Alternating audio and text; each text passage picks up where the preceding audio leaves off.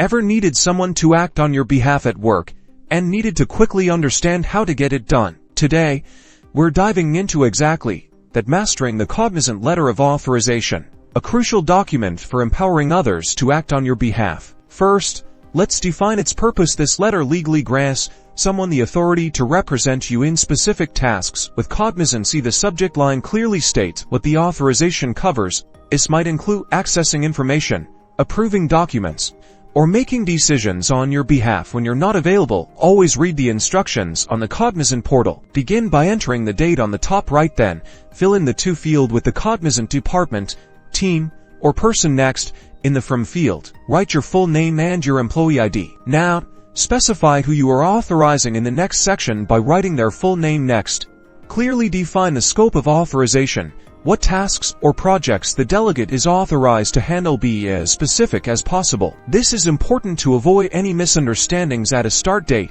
and end date, your period of authorization. Finally, sign and print your name at the bottom of the document to include any additional notes, such as a contact number for verification. Make a copy for yourself before submitting. Send the signed document according to Cognizant's specific instructions, which are usually indicated on their form or portal. You are now equipped. And there it is. You are now equipped to correctly complete a Cognizant Letter of Authorization. Remember to be specific and verify your understanding of the authorization. If you found this helpful, don't forget to like, subscribe, and share for more helpful guides.